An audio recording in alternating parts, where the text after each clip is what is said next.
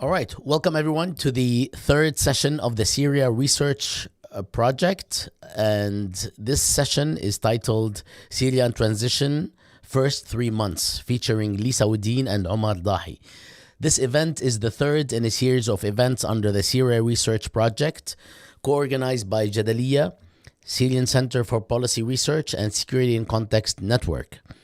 You may watch the first 2 events on youtube.com/Jadaliyya under the playlist Syria Research Project. You can also go back to the Twitter feed and watch it again today or anytime if you save the link. Our speakers today will evaluate the first 3 months after the collapse of the Syrian regime on 8 December 2024. They will address domestic and regional matters, including initial exuberance, ongoing struggles of civil society, intensified sectarian violence, discursive changes, and U.S. foreign policy. I am really delighted to welcome Lisa and Omar. أهلا وسهلا. أهلا فيكم. Lisa will lead us, and then Omar will follow with a introductory comments and a presentation. I do want to acknowledge that we are all sort of shaken by yesterday's slaughter that resumed in its full intensity to the point where we've had Israel kill more than 420 people with hundreds more under the rubble and injured, which is perhaps the second highest toll in one day. But we had scheduled this event and we are going to carry on. So I just wanted to share this as a way of mitigating, our emotions and feelings and situation here, because we were wondering whether to postpone it or not. In all cases, I would like to invite Lisa and Omar to share anything they'd like to share before we start, unless you're okay and we can just jump right into it. Let's jump right into it. Cool. طيب. Let me introduce Lisa Wedeen, who is a dear friend and a remarkable author and professor, and who is also part of our Jadaliyya team on the Syria page. Lisa Wedeen is the Mary R. Morton Distinguished Service Professor of Political Science and the College, Director of the Chicago Center for Contemporary Theory, and Associate Faculty in Anthropology at the University of Chicago. Her publications include 3 books, Ambiguities of Domination, Politics, Rhetoric, and Symbols in Contemporary Syria, which is the iconic book from the late 1990s. Peripheral Visions, Public's Power and Performance in Yemen, and Authoritarian Apprehensions, a recent volume, Ideology, Judgment, and Mourning in Syria. For this newest book, Lisa has received 4 awards, and Wedeen's co-edited volume with Joseph Masco entitled Conspiracy/Theory was published in January 2024. She's beginning her work on a new book on revolutionary disappointment. Welcome, Lisa, to our third session of the Syria Project. Please take the floor, and we will then follow with Omar. We might or might not have time for audience questions, but we will gauge this as we move along. Will you mind sharing? Thank you, Bassam, very much for inviting me, and it's lovely to see you, although, as you mentioned, these circumstances are absolutely devastating, and it's hard to be here or anywhere, in fact, at the moment. Would you mind sharing the screen with the PowerPoint? Thank you.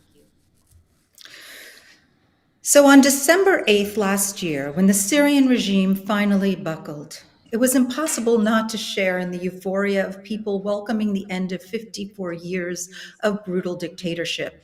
Syrians took to the streets to celebrate amid social media posts rejoicing that forever had fallen. Saqata al-abad. The revolutionary stalemate of 14 years had come unstuck. Celebrants across the war-torn country learned once again that nothing lives forever, not even dynasties. Where power has disintegrated, Hannah Arendt wrote in On Violence, quote, revolutions are possible, but not necessary, unquote. Even once power has shifted to the street, a group, quote, prepared for such an eventuality is needed to pick it up and assume responsibility, unquote. Now, Arendt captures here something of the unpredictability, contingency, and sense of autocratic violence's fragility. When authoritarian power disintegrates, people must still be willing to organize and exploit the weakness, and even then, nothing is guaranteed. Yet when people acting in concert seize responsibility, something unanticipated, new, and political can surprise us. This is precisely what we witnessed happening in Syria in the immediate aftermath of December 8th. Why political transformation arrived in 2024 rather than 2011 when Syrians initially took to the streets is assuredly a result in part of the regime losing control once its backers, Hezbollah, Iran, and Russia, withdrew their protection. Meanwhile, Hayat Tahrir al-Sham, HTS, the group that seized the territories ceded by Assad's beleaguered troops, was disciplined and properly supplied. At the same time, however, by 2024, broad swaths of people who supported the regime in 2011, many of them ambivalent even then, were exhausted by war and by the Assad regime's kleptocracy, whose venality and cruelty were no longer even hiding in plain sight. What Frederick Jameson calls a fantasy bribe operated in the first decade of Bashar al-Assad's rule and through the initial days of the revolution of 2011 to sustain support, crucially from an ambivalent middle, what activists derisively called the gray people or Ramadiyin. But by 2024, that fantasy bribe had ceased to work.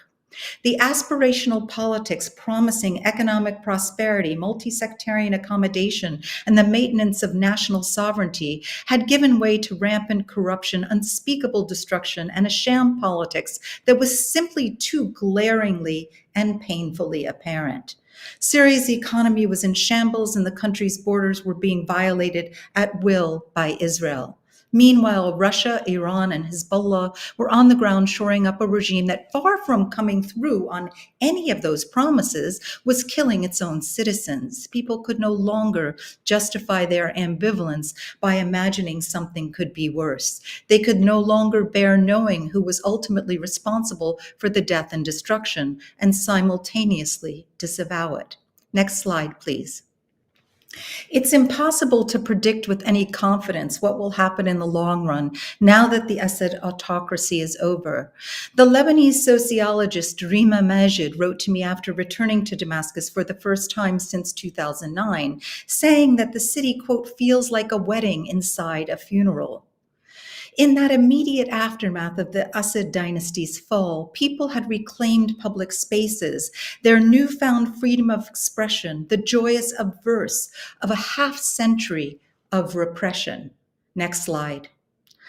But the funereal pall was and continues to be equally real. The pain of having lived under authoritarian rule, intensified by the bloodshed and heartache that came once revolutionary promise, gave way to the horrors of war. For the Syrian anthropologist Safi Shamoun, returning to Aleppo in this early period when the happiness was still discernible, the visit was nevertheless, quote, like going home where no one was home, unquote. This sense of the surreal, of euphoric disbelief that the nightmare was finally over, combined with the agony wrought by years of disappointment and loss, is an irreducible aspect of what Syrians and people like me who have lived in and love Syria have experienced. Slide, please. This joy was still palpable in late January, early February, when I visited Damascus's El Hamadiyya market, where I watched people lined up at the famed Bakdash ice cream parlor and buying T-shirts celebrating liberation.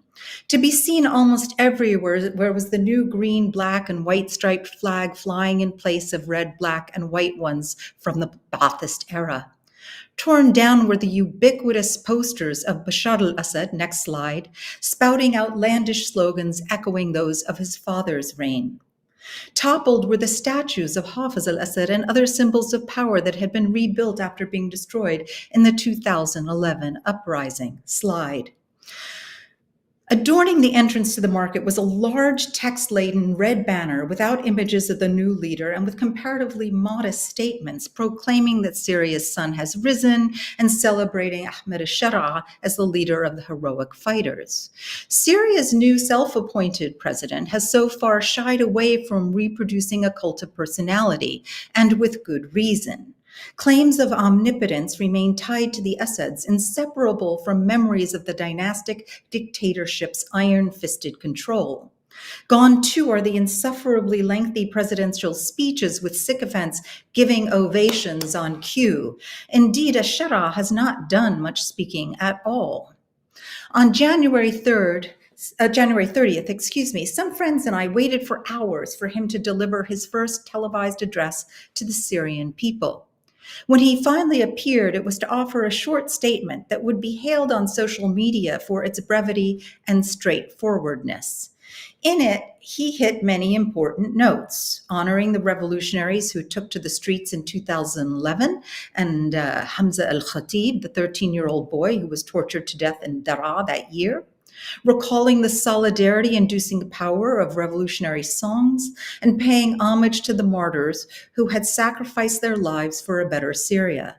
Shara's tone was humble, with none of the arrogance or bombast of the Assad years. Let me give you an example from the speech. Quote, "I address you today not as a ruler, but as a servant for our wounded homeland, striving with all the power and will I have been given to realize Syria's unity and renaissance. We should all understand that this is a transitional stage, and it's part of a political process that requires true participation by all Syrian men and women, inside and outside the country, so that we can build their future with freedom and dignity without marginalization or exclusions," unquote.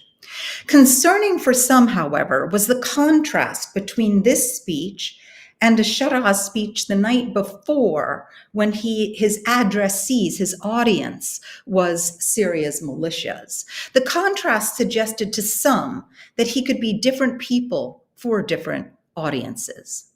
The speech on January 29th to Syria's armed forces announced the unification of various militias, but went on in ways that raised substantive concerns among Syrian citizens about HTS's commitment to a democratic state. Among the points at issue was al-Shara's announcement that he would dissolve Syria's parliament and syndicates, along with other institutions of the Ba'ath Party, which many Syrians construed as a power grab, an alarming indication of dictatorial aspirations. And the tone there on the 29th had some of the hallmarks of the previous era, with florid language and a hyper-nationalistic, melodramatic flair. Little of that was evident in his measured address to the Syrian people only a day later, on January 30th. Concerning for some, however, even in this more balanced speech, was his use of the Islamic term shura in the context of convening a deliberative body to decide on institutional matters. Although the word refers generally to collective decision-making of one sort or another, as many of you online already know, and thus encompasses very kinds of consultative bodies, it has clear religious connotations.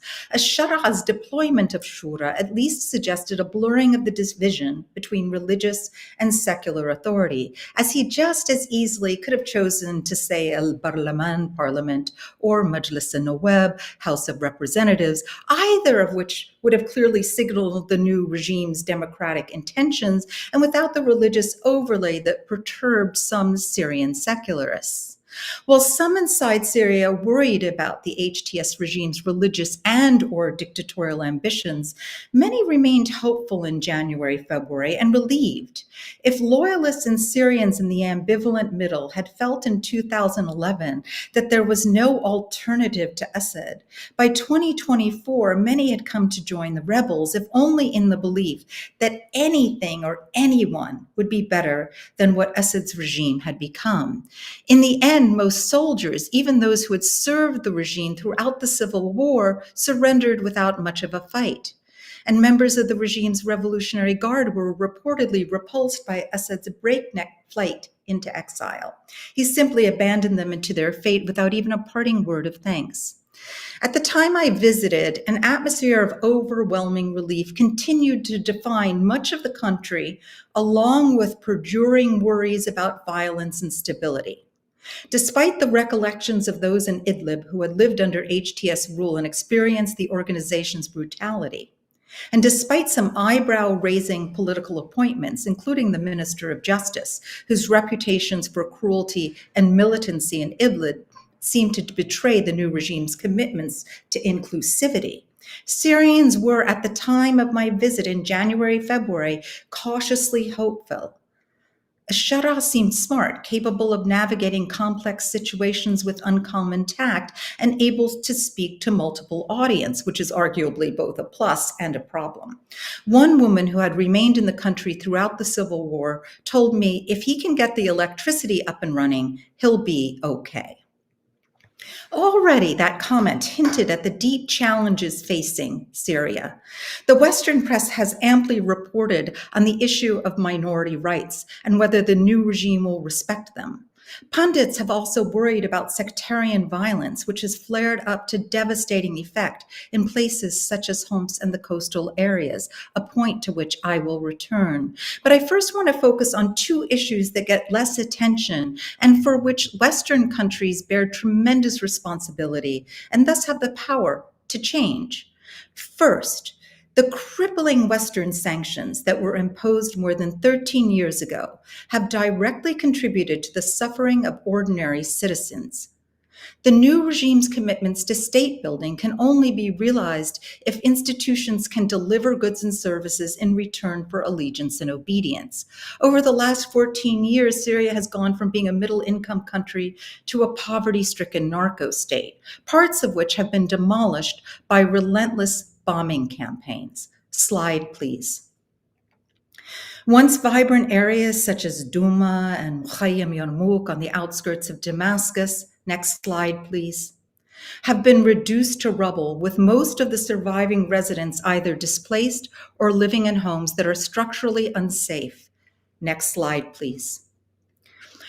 Second, the continued Israeli bombings inside Syria and occupation of several hundred square miles of Syrian territory undermine efforts to build institutions and guarantee citizen safety.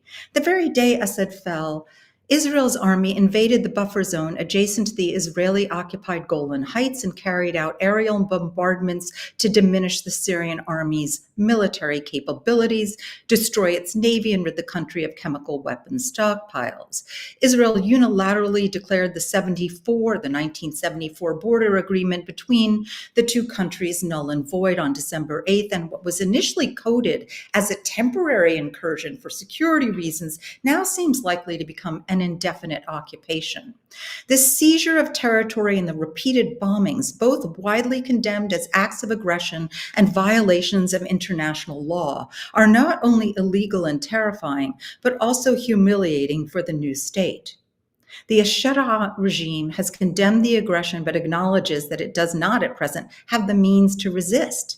So I offer these policy-oriented and admittedly kind of prosaic observations to make 3 points here. First, to underscore the long-standing hypocrisy in Western democracy initiatives underwritten by media pundits and scholars alike, which obscures or downplays how Western countries, and the United States in particular, have historically both undermined fledgling democracies and shored up authoritarian systems. Second, to suggest how the literature on democratization has tended to cultivate a sense of Western complacency, superiority, and self-satisfaction. And three, to argue that given the obvious issues of democratic backsliding and erosion in US and European contexts, we scholars must widen our lenses and operate with a rigorous skepticism towards research that lauds Western democratic achievements. Citizens around the world actually have a lot to learn from Syrians. Their experience of dictatorship and their current effort to build something new offer us a world in formation, hopefully one in which political judgment and struggles for impartial justice have a chance to flourish. But to be clear, it's never wise to be optimistic or too hopeful when it comes to politics. And the hope that animated those first 2 months seems more elusive now than it did in the immediate aftermath of Assad's fall. The lingering dread that accompanied the joy after the regime's demise was born of decades of the majority Sunni population's oppression, and indeed the oppression of Syrians more generally. When catastrophe did not immediately materialize, the experience of euphoria seemed to solidify, gaining a kind of traction that pushed away fear and the immediate desire for score settling. Joy was allowed its moment, along with the sadness and grief. But as the HTS regime missed additional opportunities, such as the National Dialogue Council, to commit to an inclusive democratic government or to hold perpetrators accountable, as people continued to experience everyday hardship, and as security arrangements remained precarious in Homs in the coastal regions, that sense of joy curdled, and residual feelings of rage and revenge came to expression in devastating sectarian violence. The violence began when, on March 6, gunmen loyal to the Assad regime ambushed a Syrian security patrol in the coastal region of Jebli, triggering full-fledged massacres in retaliation, with Sunni militants associated with HTS carrying out revenge killings against Alawis. Hundreds, by some estimates, thousands, are dead. Government forces responded with the Ministry of Defense claiming on March 10th that it had concluded its military operation. Shara has promised to establish an independent committee to investigate the killings and to hold the perpetrators accountable, but many have reasonable doubts that justice will be served. The videos of dead bodies in the streets, of HTS-affiliated fighters celebrating victory and hurling insults at Alawis, as well as mosque sermons intensifying sectarian hatred, have all cast a new pall over Syria's future, and more grief. Grief for what has changed and for what has stayed the same. The dehumanization of others, whether in Assad's Syria or in this new configuration under HTS, should always be worrisome. It's worrisome in the contemporary United States, for that matter. Whatever our disagreements on this panel and in the audience, we need to struggle with that common ground in mind, at least. So in my last book, Authoritarian Apprehensions, I talked in chapter 5 about sectarian congealments. In other words, about the hardening of sectarian attachments. And I want to end by reiterating some of the general points from that research. The cultivation of sectarian fears takes ongoing work.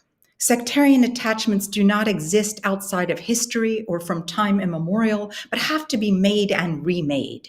Their intensification often happens through informal channels like the dissemination of rumors. Rumors not only operate with a temporal structure that privileges past injustice, but also project a hypothetical future over an experienced present.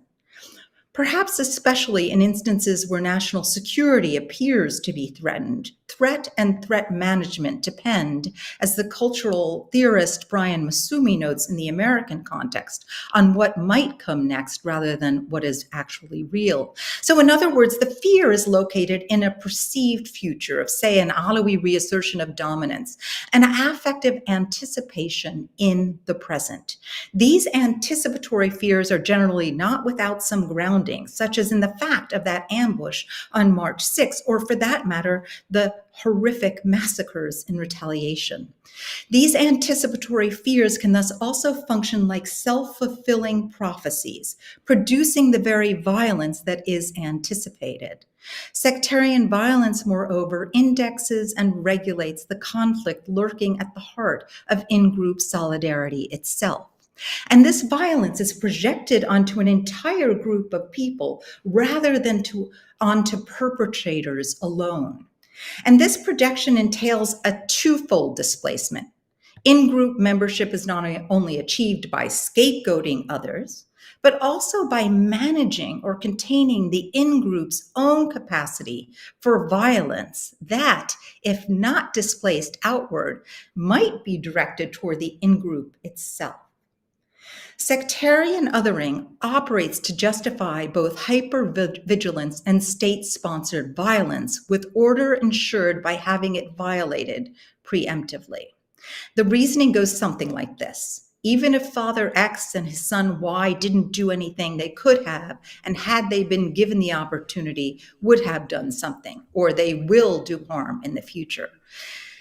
How to break the cycle of anticipatory fear and the congealing of attachments that this atmosphere of foreboding nourishes. The new regime has thus far not heeded calls for institutions of transitional justice. Now, thinkers as seemingly far afield as the political philosopher Hannah Arendt and the playwright Muhammad al-Attar have noted how imperfect the procedures of transitional justice can be. Nevertheless, transitional justice offers some form of accountability and mechanisms of repair. In any case, it's worth a try, and it's not the only source of promise. Final slide. The efforts of civil society, the journalists, the artists, intellectuals, and activists, some of whom are from a new generation, children during the initial revolutionary moment, these folks remain an antidote, and they were indeed an antidote for me to despair. Thank you.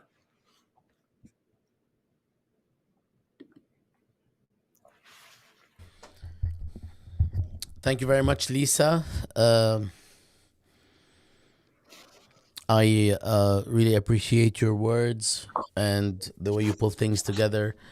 I would like to move to Omar now. By the way, for just a couple of moments, you were identified as Omar on the screen. So for anybody who got confused, that was Lisa. It was not Omar. For just like a couple minutes. All right, let's move to Omar.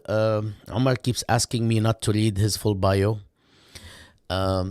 I mean, even though this is like an abridged bio, I'll do my best, Omar. I promise.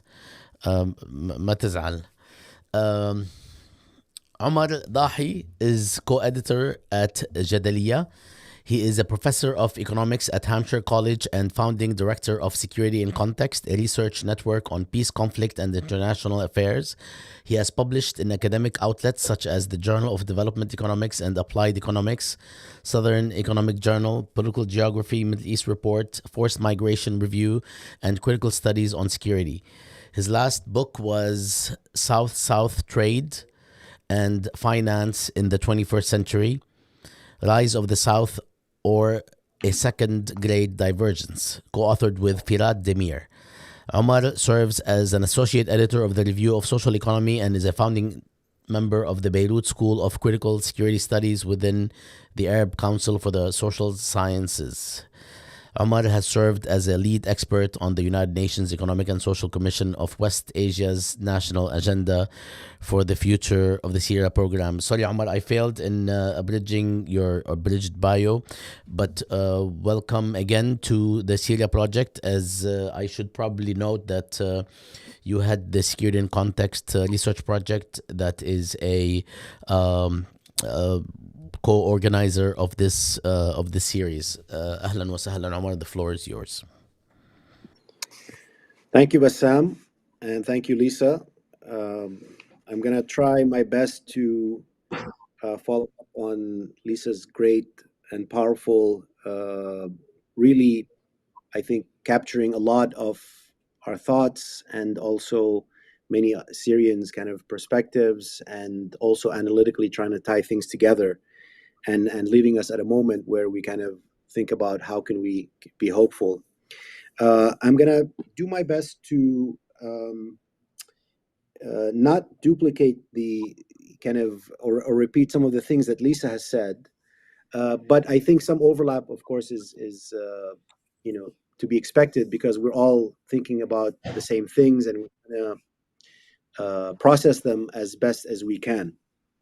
And so, I guess the way I would frame my remarks is similar to Lisa's, but the way I would put it is that, on December 8th, two things happened that we know for sure, or for 99% of certainty, which is that the Assad regime fell and it's not coming back, and we ended 60 years of Ba'ath Party rule. And there are two more things that many Syrians would hope would happen that are of much less certainty. The first is that there would be an end to the 14-year conflict. So we hoped actually the fall would mark the end of the civil war or the conflict or the revolution turned civil and proxy war. There are various ways we can think about it. The revolutionary kind of movement that led to the conflict. And second, we hope that it would mark the beginning of an inclusive path. We hope it would actually open the door for some democratic change, or at least a change that led to more pluralism in the country, political pluralism, that is, and respect for civil and political rights, and many of the things that animated the original calls for the uprising. And I think from December 8th until March 6th, Syria was going through a complex and uneven transitional process. There were many positive signs, and there were many more increasingly negative signs in terms of the policies being pursued by the interim government and the manner in which they were pursuing them. I also got a chance to visit Syria in February and kind of help kind of get some of the impressions as well that Lisa mentioned.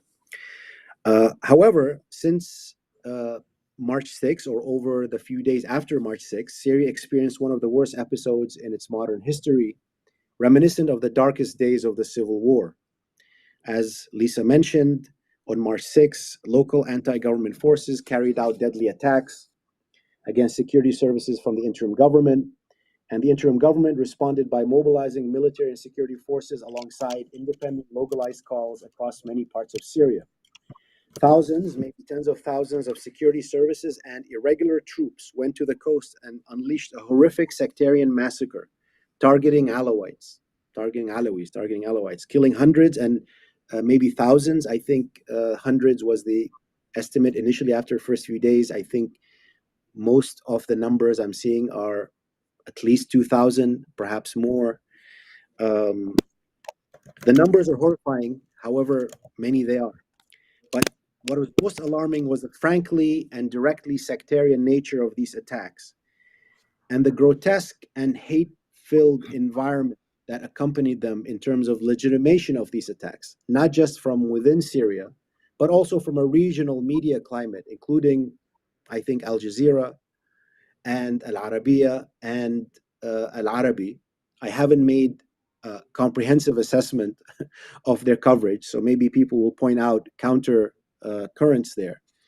But at least from what I was seeing over the days, they were mostly airing news that legitimated the massacres as simply the government going after anti-government forces or remnants of the Syrian regime. Meanwhile, there was a clear and compelling evidence, even from the early 24 hours or 48 hours, that there was a massive lynching and killing that was taking place.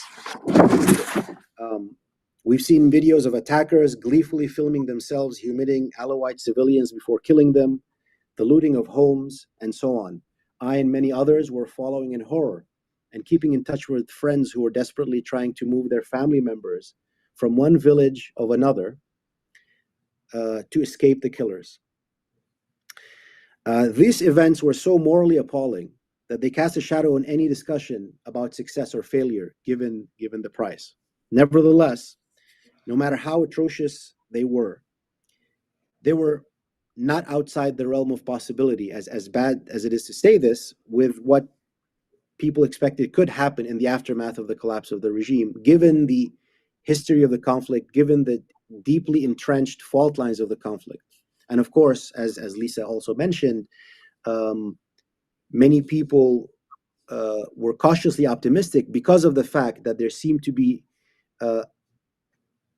kind of moving in the early days beyond that moment, because the collapse of the regime was so final and there wasn't a bloody final stand that kind of reanimated the hatreds.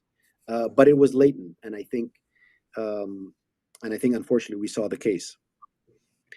However, understanding the full picture of the challenges of this transition, we need to think about the broader context, the legacy of half a century of Ba'ath Party rule, along with the 14-year conflict and the regional context that Syria finds itself in, would be a challenge to navigate, even if the wisest or most rational choices were pursued, if there is such a thing. So the events right up to the events from December 8th to March 6th opened up a window of opportunity, and we can assess the policies of the government until then. Of course, the March 6th massacre, or March 6th and after massacre, basically open up a completely different chapter in terms of thinking about what could happen moving forward. But what I'd like to do in the next 10 minutes or so, is to kind of briefly survey the challenges to make sure that everyone is kind of understands where Syria is at. I'll be very brief in that, in terms really the extent of the structural challenges that are in the country, and then review the policies that were pursued by the interim government, and touch, of course, again on the events of the past 2 weeks. And I think when we talk about a post-conflict landscape, one of the numerous things that the literature has surfaced about the challenges of a post-conflict landscape, which I think is something that many of us know and many Syrians know, is the interconnection between political, social, and economic issues. So when we're thinking about the success or lack of a success of a transition, we think about, okay, the balance of power within the country. What are the leading forces? What are the leading political and military and social forces? And what is the relationship to each other? What is the level of human and economic development? What is the level of need and the kind of basic economic infrastructure of the country? What is the extent to which the new governing kind of powers are committed to rule of law? Various factors that I think are really interconnected. And we also have to look at the kind of the neighborhood. What is the response of the neighbors, and what is the response of the international community? And I think this is kind of some of the things that Lisa was touching on as well. And of course, we don't have time to survey all of them, but I think kind of keeping them in mind, we see that the transition in Syria, even at its best, was incredibly precarious. There was this cautious optimism in December 8th that opened up the path despite a very low baseline. But I think Syria is still, open to three major pathways. And I cite this from a report that was published by the United Nations Economic and Social Commission, which basically argued that, made the case, which I think is logical, that there's a pathway for stable transition, as unlikely or as not ideal perhaps as possible, but there is a pathway for a stable transition if there was a will to make that path. There's another scenario which is a prolonged period of instability, and there's a third scenario which is devolving or relapsing into war and fragmentation. And I think part of my thinking about Syria in the first 3 months is where are we heading in this? And I think the combination of factors is really setting up really significant kind of warning signals about the path, moving away from a stable transition, as as flawed as it might be, towards a longer period of instability and even possibly a relapse of war throughout the country. So very quickly, what are the challenges? The challenges are that any government that was going to come to Syria, including the previous regime, was structurally weak. And I think one of the issues of the new interim government is that they act as if they're structurally strong, when in fact they're still significantly structurally weak. And what I mean by structurally weak is that their capacity to actually govern the country, to actually mobilize revenue, to extend basically their authority to deliver on goods and services that people expect. I too heard a lot about the question of basic services when I was in Syria. I was staying at a place that had 1 hour of electricity. This has slightly improved since I left, but at the very basic level, the country is so devastated that any authority is going to have a hard time governing. And I think this structural weakness, coupled with further economic deterioration, has potentially very negative consequences in that it might make the responses by the governing authorities even more repressive moving forward.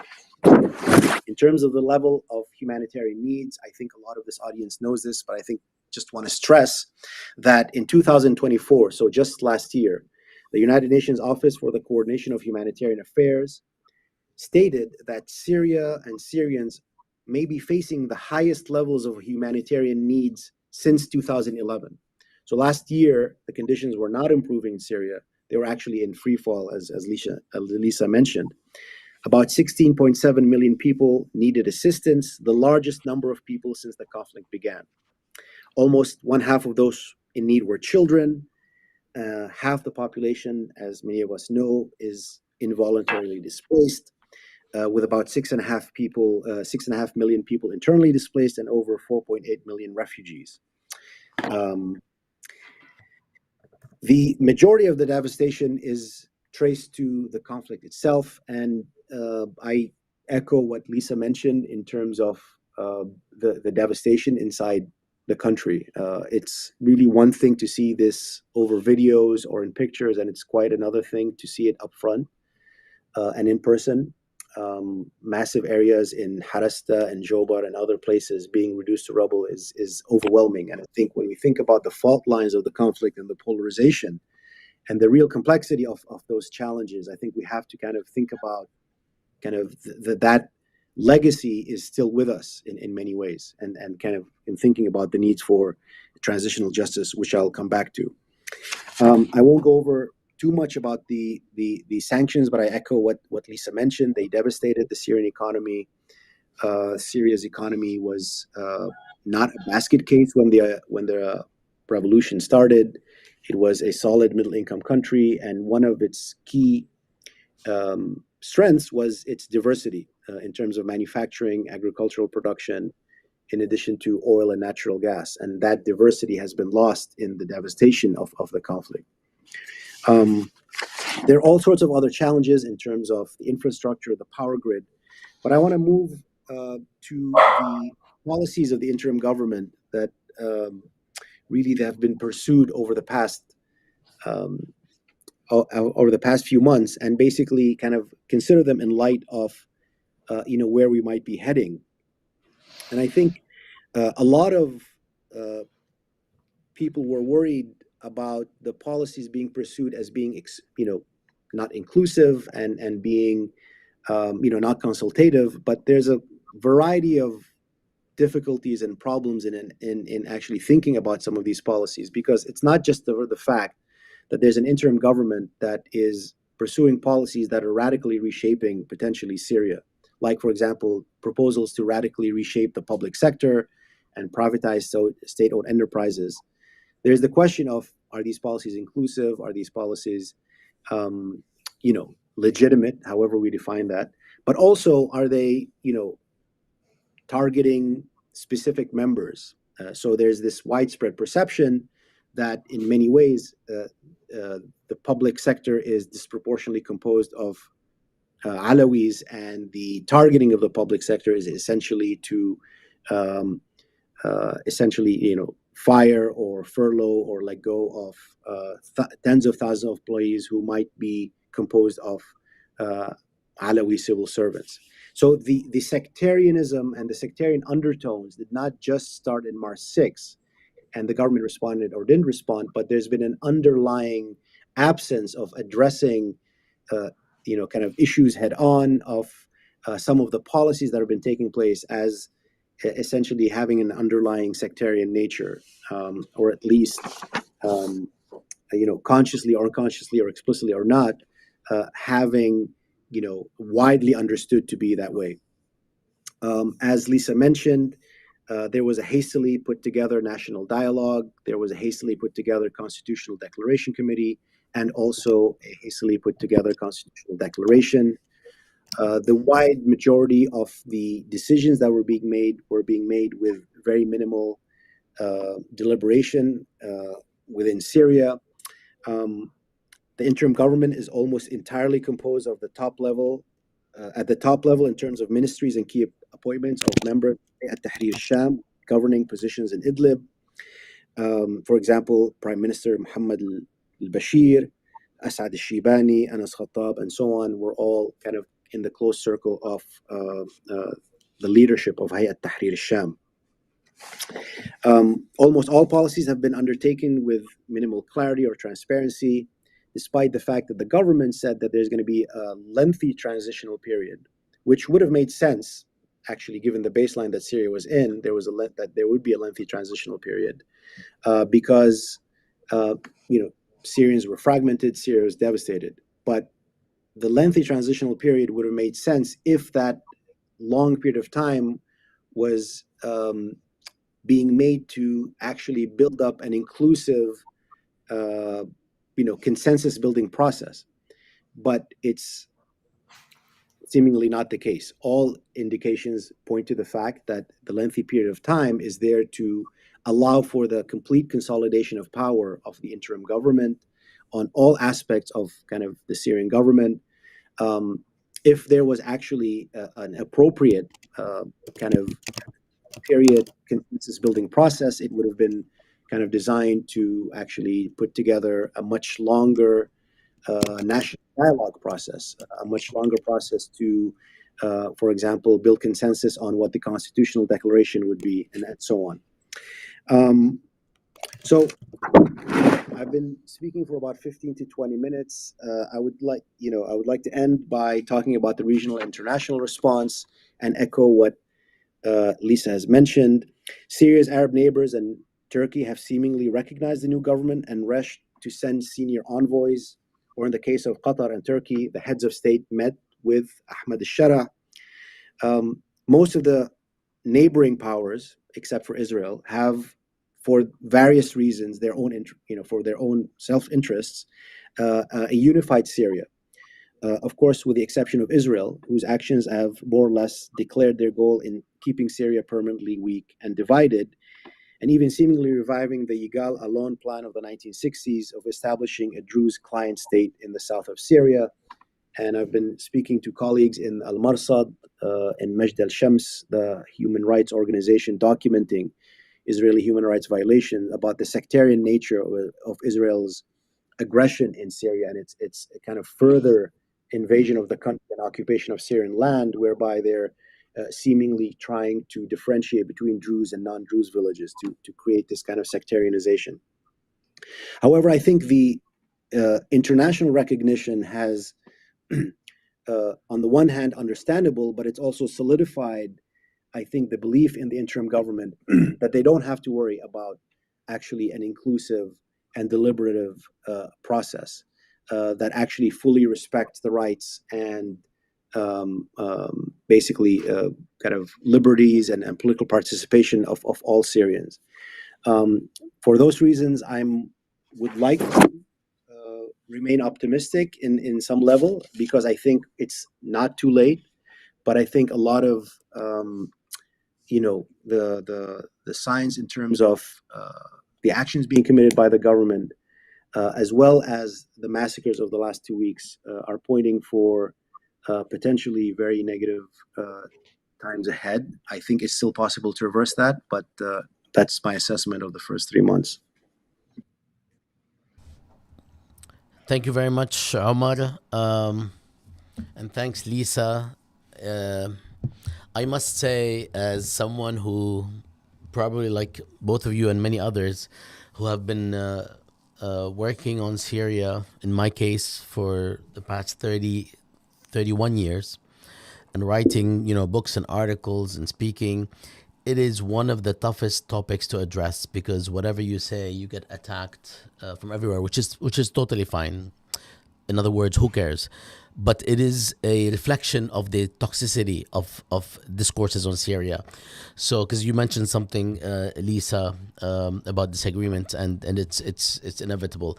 My question actually addresses a couple of things. Even as we speak today, I get messages and on social media, if you are following, people are very doubtful about what's going on in Syria, given that this current regime is as as they say in some of these comments, is the product of the West and so on, which is certainly not the case in the manner it was addressed by the comments. But there's definitely a lot of influence, mostly from Turkey and others. The point is, on the other side, there is also a lot of reason to want to be hopeful. So I will share a couple of comments and ask you a question to address. And the comments basically lead to the question, in that there are two, even in what you have been sharing, both Lisa and Omar, there are two dynamics that are taking place from the very beginning, especially those who have been following Syria before 2011, because the schism between those who woke up to the world and Syria after 2011 are like literally clueless about what the history has been prior to that, or they're just putting things together in a mosaic fashion that makes very little sense. And there are those, and I'm not trying to be offensive to either, but I'm observing that and I've researched this considerably, there are those who actually stopped following developments in Syria after 2011, even though they have a good notion and knowledge about the history prior to 2011. This schism is part of the reason we have so much, frankly, problematic disagreement that is actually not productive, as in it doesn't resolve anything to address it, because people are talking past each other. And then, of course, there are those who are focusing on both areas or periods and do disagree. I will mention two dynamics, and then hopefully you can address them in answering the question. The first dynamic is, people forget that at this point, no matter your criticism or my criticism of the way things took place on December 8th and the 10 days prior, with the basically the green light that Turkey gave HTS, and how that green light must have been coordinated, not just between Turkey and HTS, but also beyond, with regional and international actors, because it took place, or it started exactly the day that the ceasefire between Hezbollah and Israel took place. And of course, nobody expected the total withering of the regime, because the leadership actually failed, even its generals, even its supporters, its ardent supporters. It failed them because of the manner in which the leadership just picked up and left, or Bashar al-Assad just picked up and left. It's actually emblematic of what this regime is like all along, and especially between 2020 and 2024. So there's the dynamic that people forget how horrible the 14 years were, and how brutal the regime was, even if not continuously, but at various points in a frequent manner, and ubiquitously in terms of, those who wanted to enter into politics for 50 years. So people don't realize that there is a reservoir, even among the critics of the opposition, critics of HTS, critics of Ahmed al-Sharia, people that we all know, relatives of mine, I am half Syrian, who actually were always very doubtful about the opposition because of who sponsored the opposition. Countries that didn't give a damn about Syria, like Qatar and Saudi Arabia, who were actually supporting the regime until the last moment in 2011. And of course, Saudi Arabia came back and supported the regime in 2023-24. And then, of course, the United States, that has demonstrated it cares very little about people of the region. And Turkey, because it has its own goals, right? People forget that there is a reservoir of patience to give this formula a chance, whether or not they care about the current regime. So that explains a lot of the apprehension that we saw, where people are happy that there could be a better future, and they are willing to accept problematic developments so long as it's under the threshold. Nobody knows what the threshold is, but on March 6th, we figured out what the threshold is, right? The mass killings that took place. Now, the other dynamic is the promises that have been studied, researched, and systematically put down on paper, the promises that were made by the government, by Ahmed al-Sharia, in terms of the national dialogue, in terms of a number of other topics. And people are judging vis-a-vis these promises because, as Omar said and as Lisa alluded to, a lot of them, the most basic and most important ones, did not transpire, did not take place. So with these two dynamics, which one do you think is winning over as we are moving forward? And that would be my first question. And if you could address this question, because we might not have a lot of time, if you can address how does the lack of sovereignty, whether in the north or the northeast or in the south, with Israel's land grabs and aggression in the south and its asinine decisions that Syrians cannot have weapons.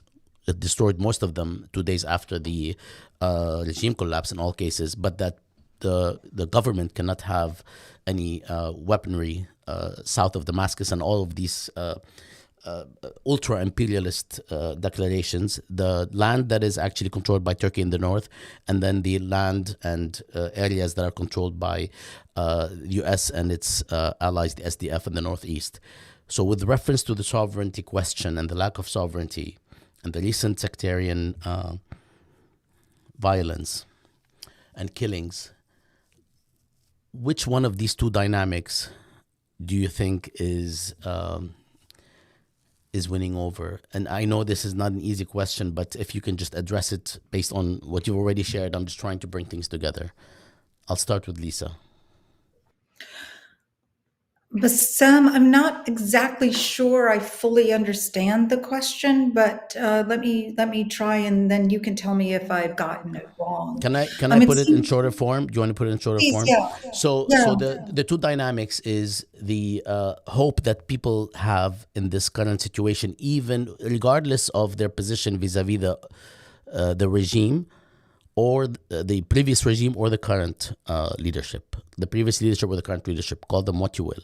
So there is a reservoir of hope because people want a better future. They want an end to the killing that has taken place in the past 14 years. So there is a reservoir of hope, and people are willing to sort of put their eggs in the basket of the future, regardless of who is leading. So there is that positive predisposition among many Syrians.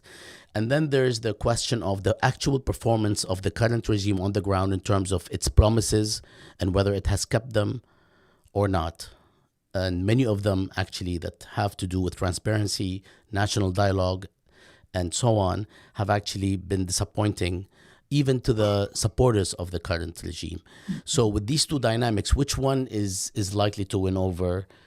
And unfortunately, we have the question of sovereignty and sectarian violence that sort of are the bed also of some of these developments that are now, arising as important factors to consider. So are we likely to see the hope winning over these sorts of problematic developments, or are we entering an abyss? Okay, thank you. That's more helpful to me in being able to formulate a brief, I hope, answer to that, which is I never think it's wise to be optimistic or hopeful in relationship to politics. But then one has to act as if, and not the act as if of ambiguities of domination, not a public dissimulation act as if, but an imagination act as if. Things could be better and that we can help make them better.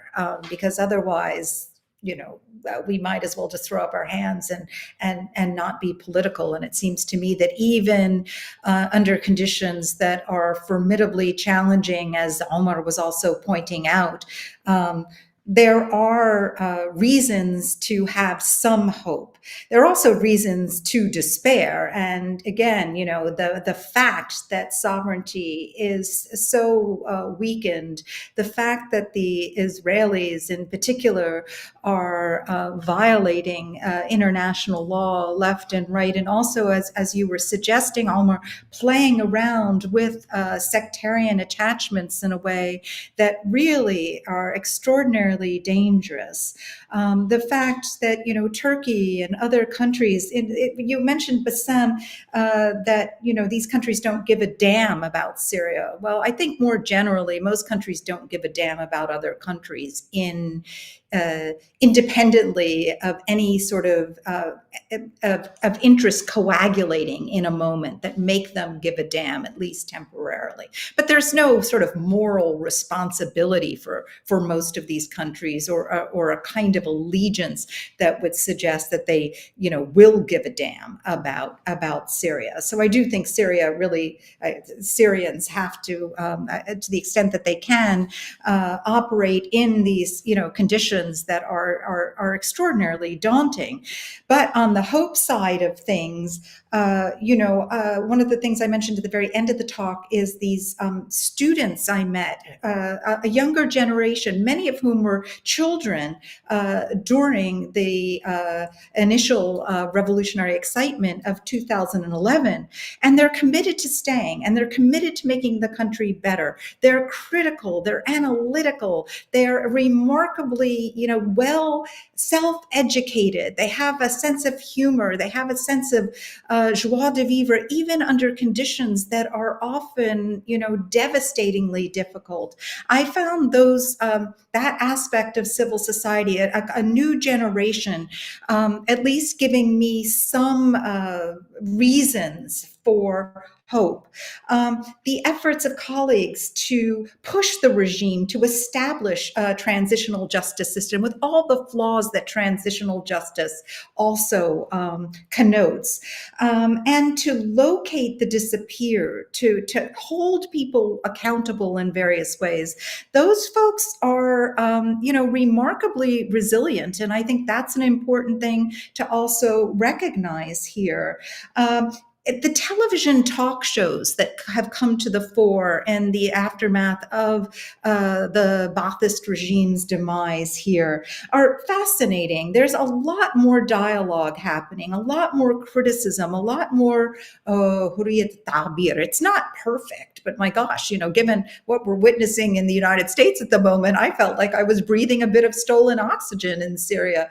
The way in which, it used to be mafishi, there's nothing going on now. You get reporters from various parts of the country. It's imperfect, the information, of course it always is, but there's a dedication among citizen journalists, many of whom have come back to report the news, to try to get people to assess on the basis of a certain amount of common knowledge. All of these aspects of, for lack of a better term, we can call civil society, give me some hope in the face of what is, ultimately for me, overwhelming despair.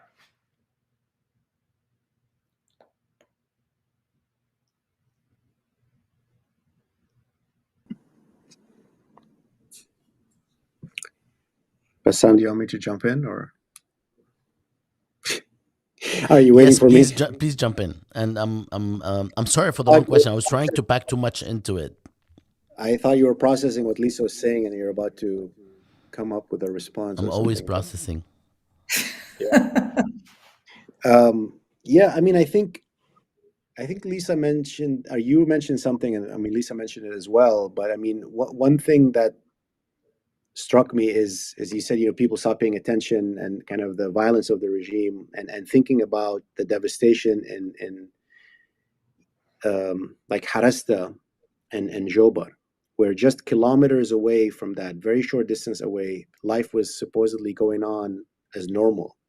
And so people were living in areas that were completely being bombed to rubble, while their neighbors were going about daily life, going to restaurants, going to, not fully, right? They were also, there were periods when they were also under kind of periodic bombing from the opposition, but nothing like kind of this mass bombing of entire neighborhoods. And I think people need to understand those deep fault lines, and that, you know, whatever imperfect transitional justice mechanism that exists, that has to be, you know, led with. And I think there's a reason why everyone is saying it. And it's not just about trials, it's about actually discussions, it's about coming to terms with what happened, it's about kind of knowing the truth. And that leads me to kind of your question, which is that I think there's some people who are willing to give the new government, you know, a blank check no matter what, I think, in Syria, because they see it as their savior.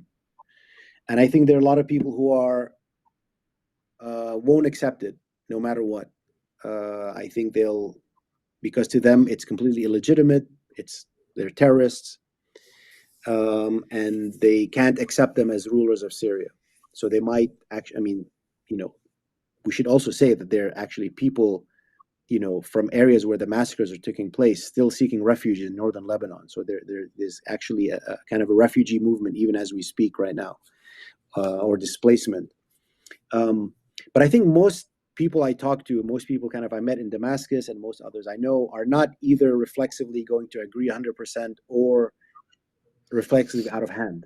For various reasons that we mentioned, they were willing to give a new government a chance, if not because of the fatigue from the status quo, if not because they also worried that if this government was to be toppled somehow, then Syria would actually descend into like much worse warfare and fragmentation than we've ever seen in the conflict. So a variety of reasons make people kind of invested in the success of this moment. And I think anyone who really wants Syrian society to not disappear and to thrive should also be thinking about how can we make this moment successful. And that's why lifting the sanctions, as Lisa mentioned, and all these other things, because we really, you know, there is a pathway, but it's very precarious, right? And it's getting narrower and narrower every day, and the stumbling blocks are increasing every day, but it's really that bad. And that's what I kind of try to bring in my talk as well. But I think that, you know, even while I was there was lots of people, even those who are willing to give the government a chance, of feeling that they're really not consultative or deliberative in every way. And I think this is what I mentioned, the danger about that they're acting structurally strong when they're structurally weak. And what I mean by that is I think it's clear that this government is leading towards a path where they think they can, you know, go towards a relatively, or maybe not relatively, authoritarian, conservative Islamist rule. I mean, I think that's the headlines of just from the constitutional declaration, from kind of the general the general kind of policies that have kind of taken place, and where, you know, you would expect things to go given everything that has come out of the new government. This is just my perspective. But I think they're not even going to be successful in that. I mean, if they had the capacity to deliver on goods and services, if they had the capacity to mobilize revenue, if they had the capacity to kind of govern most of the country, that's one thing. But I think they don't. And I think this is where it's actually dangerous, that even if they did think that they would be able to consolidate some form of rule, I think their actions are actually undermining their own goals, like whether they're unstated or stated. And I think this is where the danger lies. And so that's what I think where there's kind of caution. But to end on a more hopeful note, I second what Lisa mentioned. I mean, Damascus is, I mean, we say reclaiming public space. I say claiming public spaces. You know, Damascus is politicized like it never was before. And I'm on, as many Syrians are, hundreds of WhatsApp groups of people taking daily protests in Damascus, daily stands, silent stands, or even non-silent stands. There are discussions everywhere happening. And again, Damascus is not reflective of broader Syria. And of course, I think there's always that danger of people forming impressions. But I think there is a level of politicization that, despite where things seem in terms of kind of all the negatives that I mentioned, I think it's really going to have to be contended with. And I think that's something that's really positive.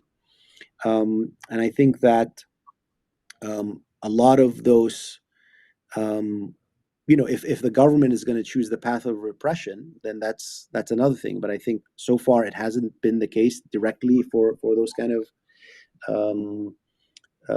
at least in Damascus, and I think that's something to build on. But I think it's a good thing that Syrian civil society inside Syria is active and that the weight of gravity is there. I also think about the multiple spaces, and this is just a hypothesis, not really something that I can prove, but there's almost a reunification of the public spheres in Syria in ways that hadn't happened, in the sense that I think if you look at social media or discussions, people were in completely different places. Like there was the opposition, some subset of the opposition talking to itself on social media, another subset of the opposition talking itself, a subset of the pro-regime people talking themselves. And now they're talking about the same things, they're disagreeing. But again, this is not something I can prove empirically. It's just a working hypothesis that I'm actually noticing. One thing that's positive is that this reunification of the public spheres, where actually all Syrians are talking about the same things and reacting to them, and even talking to each other more than they were. And I think that's a positive as well. Thank you both so much. The treatment of this is going to obviously require a lot more time, and we talked about an hour to 75 minutes max, so there's not much time to address things.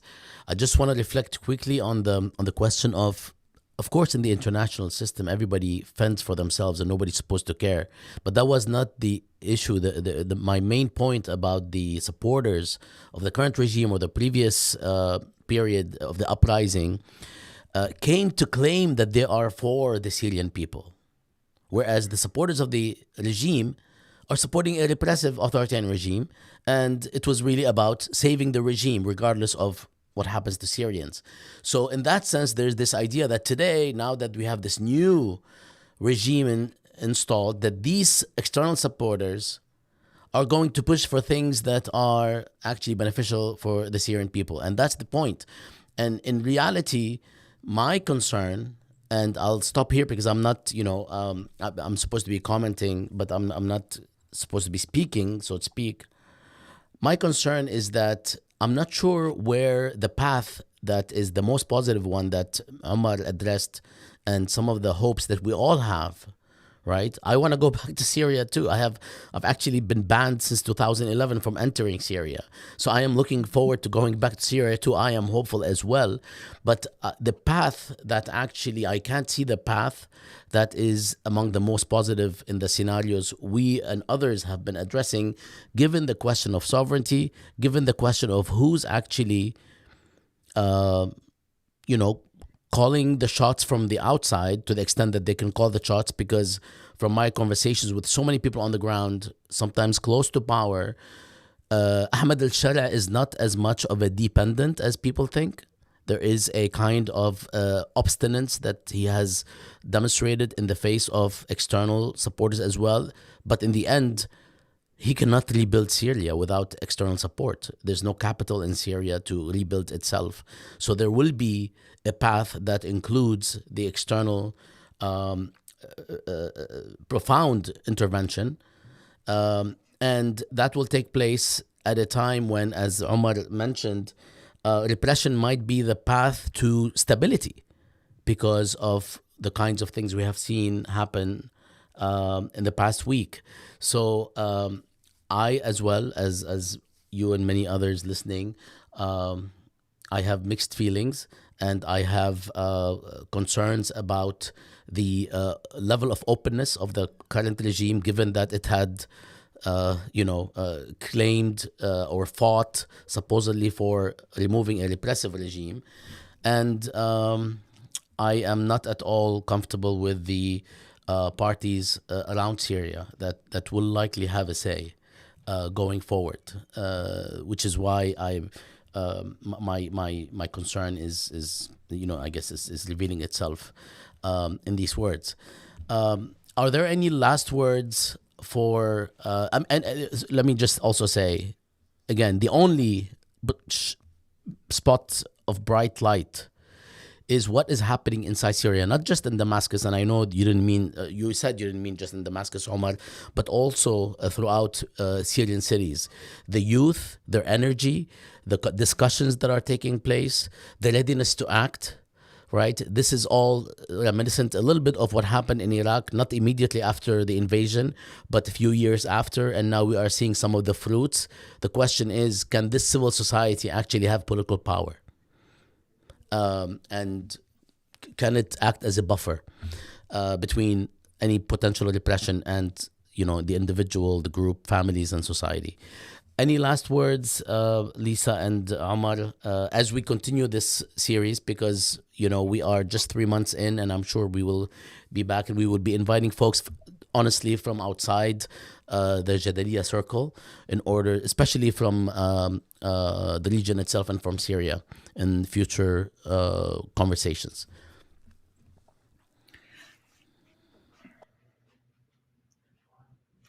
All you. I would just say that I agree with everything you just said, Bassam, everything. And there are a lot of hypothetical ifs that are forking out in different directions. And it's hard to be a soothsayer, but as you both have underscored, there are real challenges to a transition. I don't particularly love that word because we're always kind of in transition, but a transition to a democratic polity. And I'd say first thing, lift the sanctions. Give the regime the capacity to deliver goods and services. Lift those sanctions, and give them opportunities, because they have squandered a lot of goodwill, as you both suggested, and they need to regain it. They need to produce a different kind of incentive structure for citizens to have faith in their ability to govern, and that's going to be hard, especially after these atrocious massacres. Omar, are you gonna deliver the solution for us? Well, I was just gonna say, can we extend this by about another hour so I can explain everything? I have to be back I'm in kidding. I'm the Virginia one tomorrow, so I have a day. Okay, good. That's almost enough. Yeah, I mean, I think as we all mentioned in the first Syria Research Project issue, is that this is a long-term struggle, and I think that's what everyone who's involved and cares about Syria has to think about it. It's not something that you're going to pay attention to in the next 2 months, and then if you're planning to pay attention somewhere else, it's a long-term investment. I think we're all invested in it for the long term, all of us on this panel and many more that we know. And it needs constant support and attention, needs critique, but it also needs generous support, as I learned from Lisa 10 years ago when I was critiquing. I was severely critiquing one of the Syria initiatives, and she's like, yes, we should, but we should generously support it. So that was a good lesson for me from Lisa about 10 or 12 years ago. So that's always good to keep in mind. Thank you. Thank you, Omar, and thank you, Lisa, for coming on and addressing this transition. I mean, it's not the best word, but it's not a great word, but it's so difficult to find a better word. It's the most generic and sort of blah, if you will. But all other words actually we've actually addressed other words, and each one of them had a bigger issue than transition. All right, so we will join everyone watching or listening again with another conversation down the line. We are also going to be watching what's happening in the region, because it's of utmost importance, even if it doesn't always seem so in certain quarters, like in Syria last week. That was not the main issue, but we'll brace for better times, I guess, and hopefully we can address this as this current genocide next door subsides somehow. All right, shukran to everyone. Thanks, Lisa and Omar. Everyone listening and watching can join us and watch all of the previous events on Syria and otherwise on Jadaliyya.com, because all of the events are listed there, or on youtube.com/ Jadaliyya. Lisa, thank you for being with us. Omar tarakna. He left us. يلا سلام. شكرا كتير. مع السلامة. باي باي.